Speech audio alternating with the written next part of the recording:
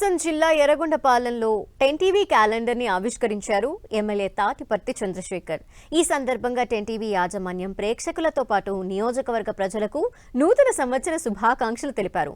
10 TV నిరంతరం ప్రజా సమస్యలపై పోరాటం చేస్తూ వాటిని పరిష్కరించడంలో ముందుంటుందని ఆయన ప్రశంసించారు.